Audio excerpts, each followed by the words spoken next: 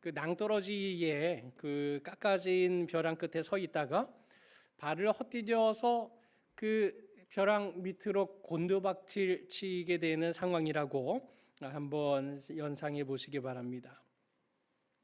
떨어져 내리는 바로 그 순간에, 미끄러져 내리는 바로 그 순간에 나뭇가지 하나가 눈에 보입니다. 그건 유일한 희망입니다. 이제 그거는 이제 뭐 몸무게를 지탱하고도 남을 만한 그런 아주 튼튼한 나뭇가지입니다. 그러나 그 나뭇가지가 버텨줄 것이라는 확신이 있다 할더라도, 어떤 지적인 그런 어떤 확신이 있다고 하더라도, 만약에 내가 손 내밀어서 그 나뭇가지를 붙잡지 않는다면 어떻게 되겠습니까?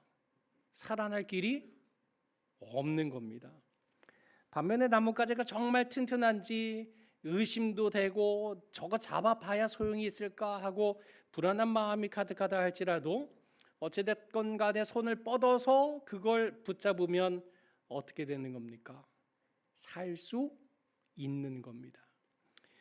실제로 목숨을 구하는 것은 내가 가지고 있는 믿음이 얼마나 단단하고 센가에 달려있는 문제가 아닌 겁니다. 실제로 살아가는 것, 목숨을 구하는 건 그 나에게 있는 믿음의 강도가 아니라 내가 믿는 그 믿음의 대상에 의해서 내가 사느냐 죽느냐가 결정되는 겁니다. 허약한 가지에 대한 강한 믿음보다 튼튼한 가지에 대한 연약한 믿음이 도리어 우리 생명을 보존하는 데는 훨씬 더 유리한 것입니다. 한마디로 믿음은 무엇이 중요한가? 방향이 중요하고, 믿음은 그 대상이 중요하다라는 사실입니다. 여러분, 의심과 두려움이 다 사라질 때까지 기다렸다가 이 그리스도께 손을 내밀 필요가 있겠습니까? 일단은 붙잡고 봐야 되는 겁니다. 일단은 신뢰한다는 것, 믿는다고 하는 것은 일단은 순종이라고 하는 어떤 행동의 동사로 나타나게 되어 있는 겁니다. 그러니 낭떠러지로 떨어지는 순간 이걸 잡아봐야 소용이 있을까 없을까 계산하고 판단하고 다 어떤 의심이나 두려움이 사라질 때까지 기다렸다가 확신 가지고 붙잡는다? 이건 지혜로운 방법이 아닌 겁니다. 일단은 붙잡고 봐야 되는 겁니다. 내 마음이 무르익어서 믿음의 품질이 좀 더 나아질 때까지 기다려야 될 필요는 전혀 없는 것입니다. 일단은 붙잡고 봐야 되는 것입니다. 인간을 구원하는 것, 우리가 가지고 있는 믿음의 깊이, 순도, 여기에 달려있는 것이 아니라 바로 우리를 위해서 십자가에 대신 죽어주신 그 주님의 대속의 은혜, 그 십자가의 사역으로부터 우리의 생명이 나온 것이기 때문에 그렇습니다.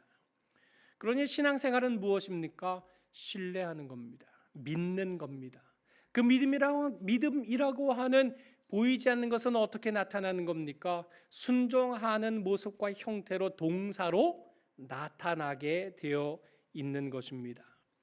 반면에 우리가 믿지 못한다면, 불신한다고 한다면 그 불신이라고 하는 눈에 보이지 않는 것은 어떤 모습으로 나타나게 되겠습니까? 불평, 원망하는 것으로 나타나게 되어 있는 겁니다. 분명한 것은 우리가 믿음을 가지고, 예수를 믿는 믿음을 가지고 신뢰하는 자를 지켜간다면 우리의 행동, 우리의 동사, 우리의 행태는 순종의 모습으로 나타날 것이 틀림이 없지만, 그러나 우리가 예수를 믿지 못하고 불신앙의 자리에 머물러 있는다고 한다면 우리는 순종의 걸음보다 원망이나 불평의 걸음으로 나아갈 것이 틀림없는 것입니다. 오늘 우리는 2024년이라는 묵은 해를 보내고 2025년이라고 하는 새해를 코앞에 두고 있습니다. 이 시간 우리가 말씀을 통해서 하나님을 신뢰한다는 것, 바로 이 신뢰와 믿음에 대한 문제를 함께 상고하는 가운데 우리가 버려야 할 것, 우리가 묵은 해와 더불어서 보내야 할 것과 우리가 새해를 맞이하면서 또한 굳게 붙잡아야 할 것이 무엇인지 함께 말씀을 중심으로 상고해 보려고 합니다.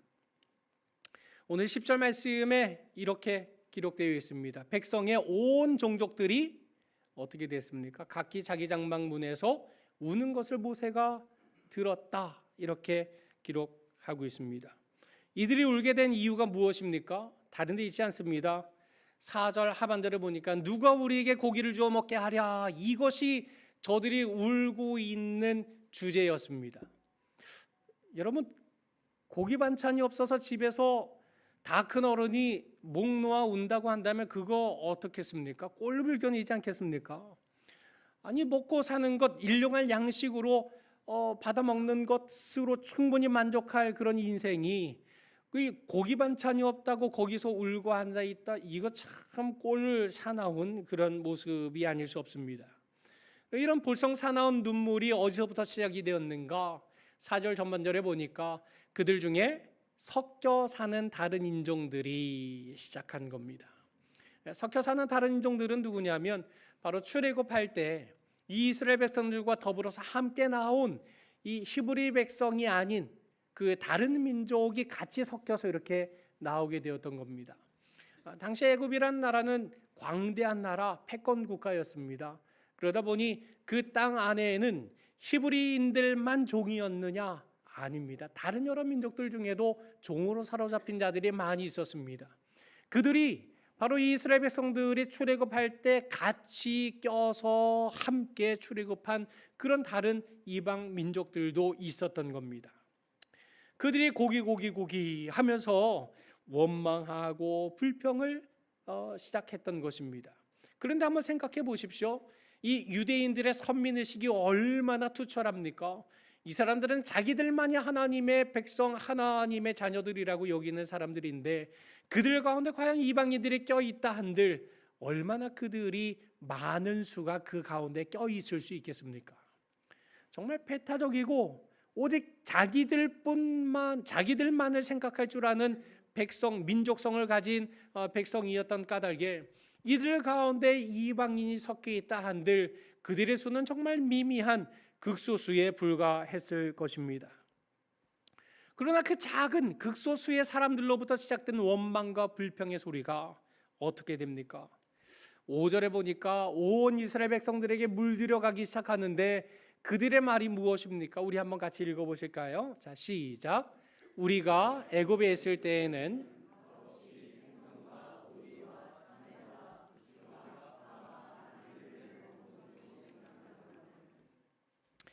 고기 하다가 이제는 뭐 상추도 있었고 거기에 뭐 겨자잎도 있었고 뭐 마늘도 있었고 뭐 파절이도 있었고 뭐 이런 여러 가지 것들이 이제 막 읊어대기 시작하는 겁니다. 그것을 애굽에 있을 때 어떻게 먹었다고요? 값없이 먹었답니다. 사실입니까? 그렇지 않습니다. 애굽에 종살이 하지 않았습니까? 430년 동안 노예로 살았던 백성들이 바로 이 히브리 백성들이었습니다. 종이 무슨 값없이 고기를 먹고 앉아 있었겠습니까? 그렇지 않았습니다. 출애굽기 3장 9절 말씀에도 보면 이스라엘 자손의 부르짖음이 내게 달하고 애굽 사람이 그들을 괴롭히는 학대를 내가 보았다. 그래서 내가 모세 너를 보내노라 해서 이들을 건져내셨던 것 아닙니까? 그런데 지금 이들은 불신앙으로 시작된 작은 원망과 불평이 결국 자신들의 처지와 형편을 과장하는 자리에까지 이르게 만들고 있는 장면을 볼 수 있는 겁니다. 이처럼 말도 안 되는 왜곡으로 자신들의 원망과 불평을 과장하던 그들은 더 나아가서 하나님의 은혜를 폄하하는 말까지 서슴지 않고 내뱉고 있습니다. 우리 6절 말씀에 보면 새 번역으로 되어 있는데 한번 같이 읽어보시겠습니다. 자, 시작. 이제 우리의 눈에 보이는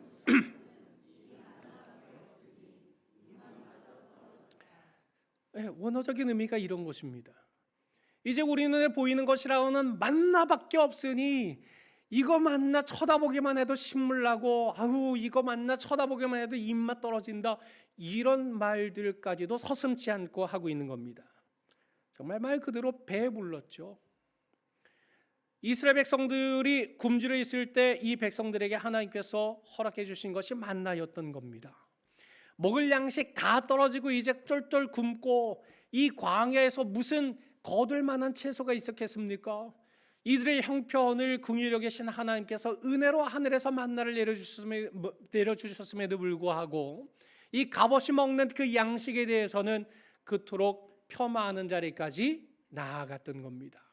이와 같은 행태가 이스라엘 온 족속, 모든 이스라엘 백성들의 다 큰 어른들이 고기를 좀 달라 하면서 울부짖는 이런 참 볼썽사나운 모습으로 전염병처럼 번져가고 있었다는 사실을 오늘 성경에서는 진술하고 있는 겁니다. 그렇다면 이와 같은 장면을 모세가 목격하지 않았습니까? 그럼 모세의 반응은 어떠합니까? 오늘 11절 말씀 한번 같이 읽어보겠습니다. 시작. 모세가 여호와께 여짜오되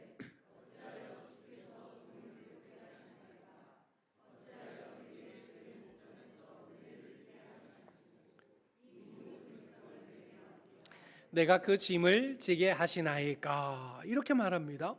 지금 모세의 반응이 어떤 것 같으십니까? 모세 역시 하나님 앞에 어찌하여 하나님 왜 나한테 이러십니까? 하고 모세도 원망하고 불평하고 있는 겁니다. 여러분, 지도자 모세까지도 원망과 불평에 휩싸이도록 만들어버린 이 극소수의 작은 이런 이방 민족들의 이 불평과 원망의 전염성이 얼마나 크고 얼마나 강력한지 오늘 본문을 통해 우리는 확인할 수 있지 않습니까? 지금 모세가 느끼는 감정, 하나님 도대체 왜 이러십니까?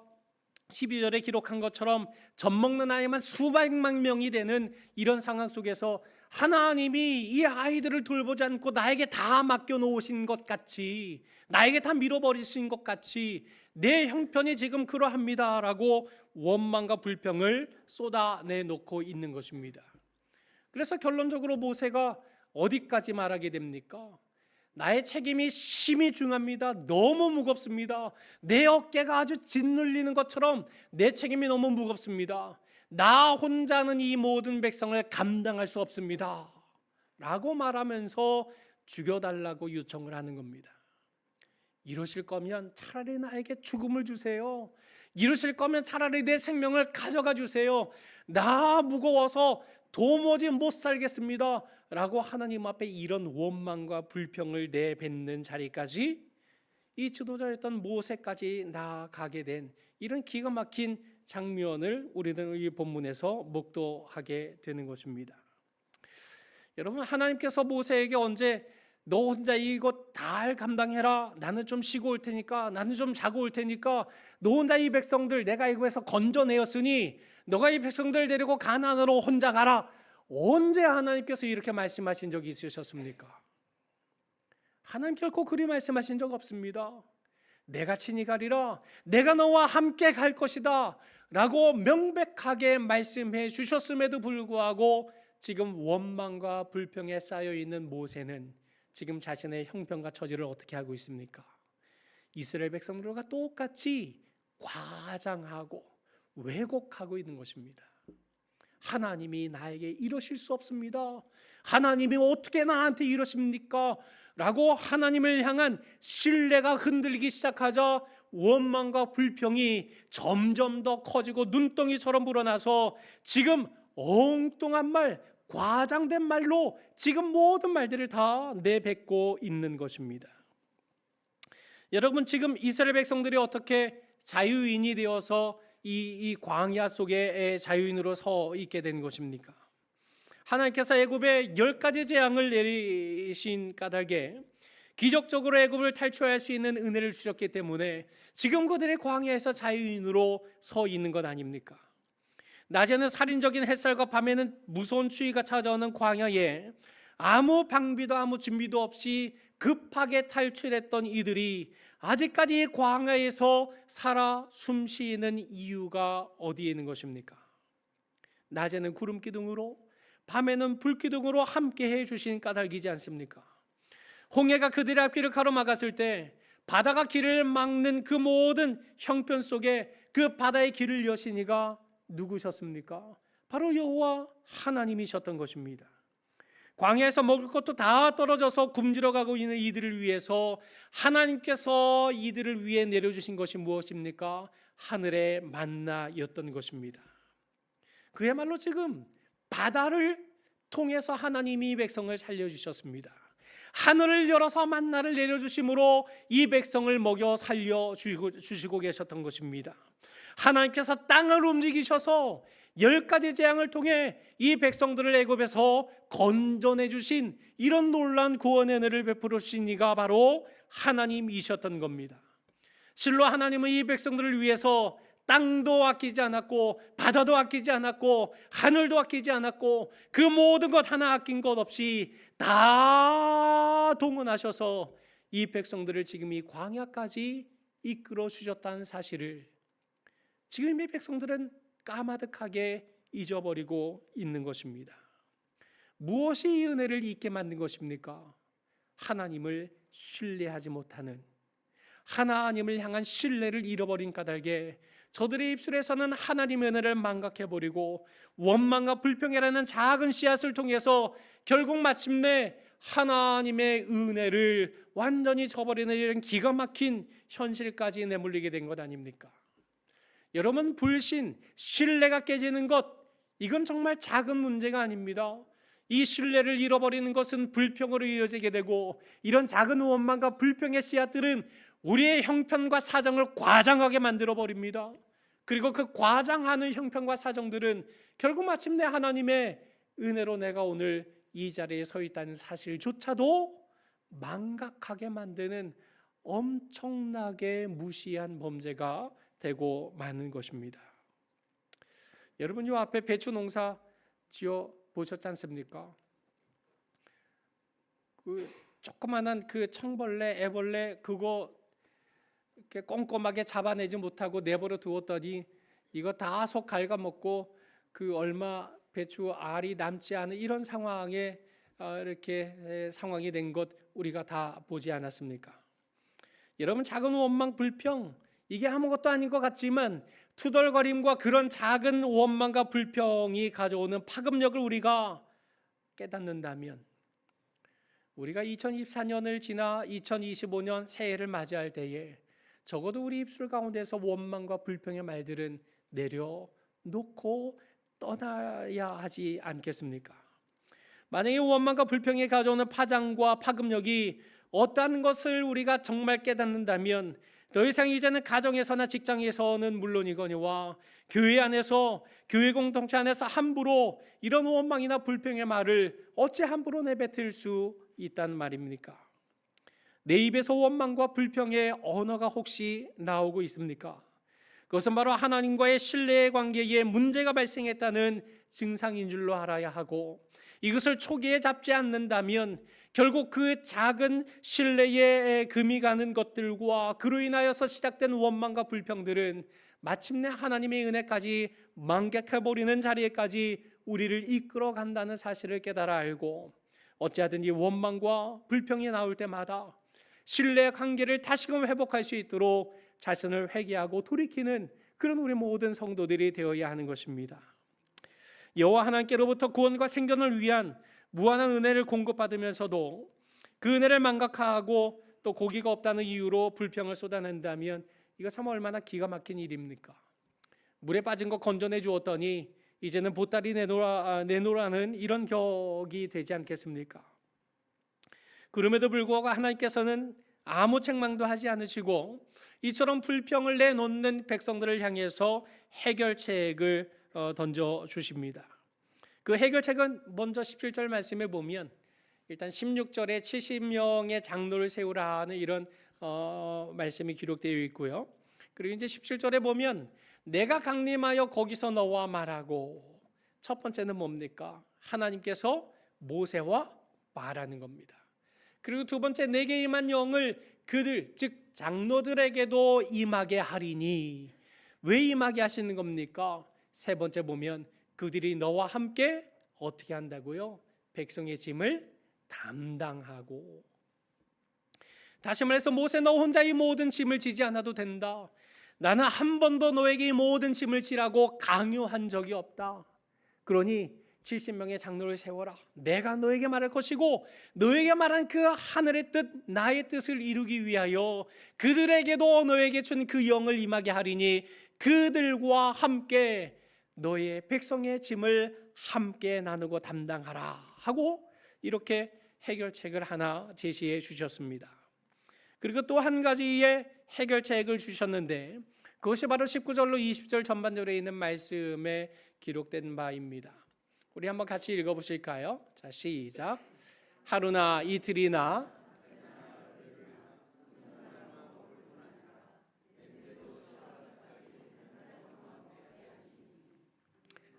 어떻게 먹이신답니까? 냄새도 싫어하기까지 얼마 동안이요? 한 달 동안 먹이시겠다라고 이렇게 말씀을 하셨습니다. 일단 70명장로 세워라. 내가 그에게 영을 부어서 너와 같이 짐을 매게 하겠다. 이 말에 대해서 모세는 한마디도 하지 않았습니다. 그런데 이렇게 한 달 동안 내가 고기 먹여줄게 하고 하나님께서 말씀하시니까 모세가 의문을 제기합니다. 21절로 22절에 보니 이 백성의 보행자가 60만 명입니다 라고 말합니다. 여기서 말하는 이 보행자 60만 명은 이 당시에는 남자 장정수를 말하는 것입니다. 한마디로 인구수를 헤아릴 때 남자 장정의 수만 이렇게 숫자로 파악을 했던 그런 시절입니다. 그게 결국 남자 장정이 60만 명이다. 그럼 결국 가장이 60만 명이라는 겁니다. 그럼 가장 한 사람당 지경희 전사님 60만 명이 가장인데 식구가 4명이면 몇 명이나 됩니까? 240만 명. 그죠? 우리 지경희 전사님이 수학과를 나오셨어요. 200 몇 명이라 했죠? 240만 명. 근데 뭐 4명이었겠습니까? 자녀가 둘밖에 없었겠습니까? 이때는 뭐 많이 낳지 않았겠습니까? 어찌됐건 뭐 자녀를 2명으로 삼고 뭐 한 가족이 4명이라 쳐도 240만 명이나 되는 엄청난 숫자였던 것입니다. 그럼 이 많은 숫자들에게 하나님께서 고기를 먹이신다. 그것도 한 달 동안 먹이신다. 이게 도대체 어떻게 가능한 일이겠습니까? 그래서 모세가 아니 이게 족한 일입니까? 이게 정말 족한 일입니까? 이거 뭐 양떼, 소떼 이거 다 잡아서 이게 될 일입니까? 하고 하나님 앞에 반문했던 겁니다.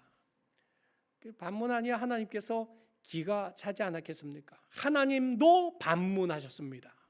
여호와의 손이 짧으냐? 내 손이 언제 짧은 적이 있었더냐?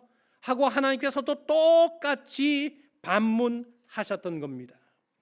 너희를 애굽에서 건너내고 광야에서 살아남기까지 땅과 바다와 하늘을 다스리는 나의 손이 모세 너의 손처럼 짧았더냐? 너의 손이 불가능하다고 해서 창조주의 전능하신 손도 불가능하다는 것이냐? 내 손이 언제 짧았던 적이 있더냐?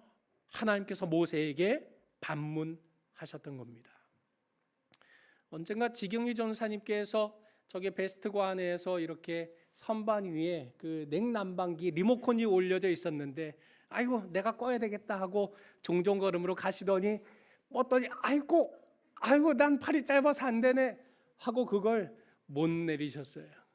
그리고 그걸 누가 하셨죠? 김은영 권사님이 하셨던가요? 그렇죠? 아이고 내가 또 나서줘야 되겠네 하고 김은영 권사님이 그거 리모컨 손쉽게 꺼내서 끄셨던 그런 적이 있었습니다. 여러분 내가 안 되니 모두 안 된다. 이거 얼마나 비상식적이고 이 얼마나 큰 오류가 됩니까? 그럼에도 불구하고 우리는 얼마나 자주 이런 오류에 빠질 때가 많은지 모릅니다. 내가 보는 것을 전부로 여기고 내 상식으로 이해하는 것을 전부로 아는 이런 착각에 빠질 때가 참으로 많습니다.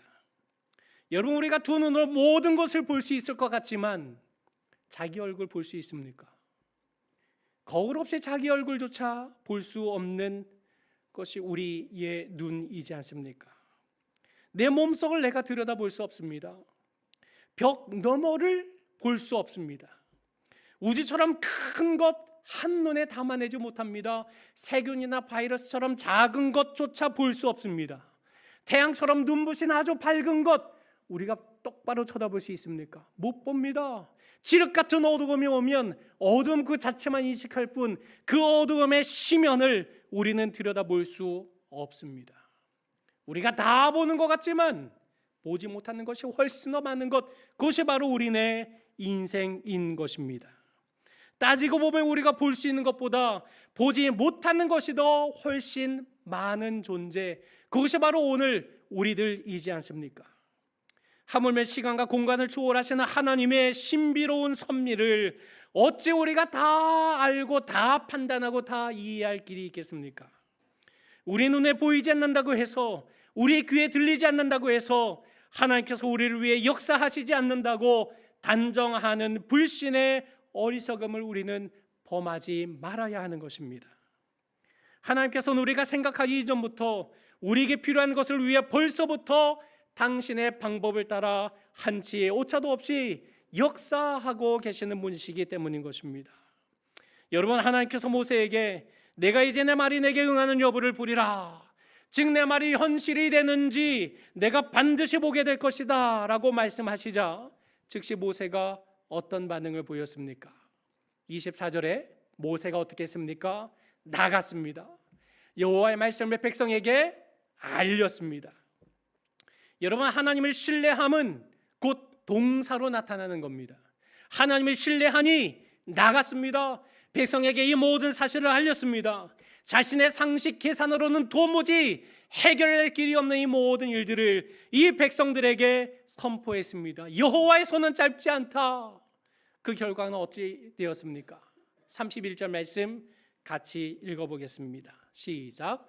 바람이 여호와에게서 나와 바다에서부터 메추라기를 몰아 진영 곁 이쪽 저쪽 곧 진영 사방으로 각기 하루길 되는 지면 위 2규빗쯤에 내리게 한지라 라고 했습니다. 여러분, 하루길은 30-40km이고 2규빗은 1m 정도 되는 겁니다. 30-40km 정도 되는 그 사방에 1m 높이로 메추라기가 쌓였다. 이런 기적적인 놀라운 역사가 결코 그 손이 짧지 않은 하나님의 손을 통해서 일어났다는 사실을 이 모세는 목도하게 되는 기가 막힌 장면을 발견하게 되었던 것입니다. 여러분, 죽음의 광야에서 그들이 여전히 살아 숨쉴 수 있었던 이유가 무엇입니까? 그들의 믿음이 완전했기 때문입니까? 아니요, 여호와의 손이 짧지 않았기 때문에 그런 것입니다.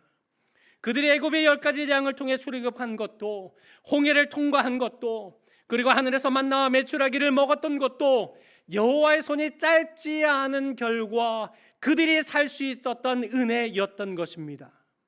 하지만 여호수아와 갈렙을 제외한 출애굽 1세대들 중에 과연 그 누가 광야 1세대를 졸업하고 가나안에 들어갔습니까? 아무도 들어가지 못했습니다. 하나님의 손이 짧지 못하다는 이 놀라운 신비를 체험했으면서도 하나님의 손이 짧지 않다는 새로운 나를 발견하지 못했기 때문에 여전히 묵은 해안에 머물러 있었고 여전히 불쌍하게 머물러 있었던 까닭에 그들은 더 나은 세상 보지 못했던 것입니다. 여러분, 오늘 수많은 은혜와 기적적인 승리의 역사를 하나님께서 보여주셨음에도 불구하고 여전히 새로운 날, 새 시대를 맞이하지 못하고 여전히 원망과 불평의 자리를 벗어나지 못했던 바로 출애굽 1세대와 같이 우리가 원망과 불평하는 자리에 머물러 있어서야 되겠습니까? 여호와의 손은 결코 짧지 않습니다. 여호와의 손은 결단코 짧지 않습니다.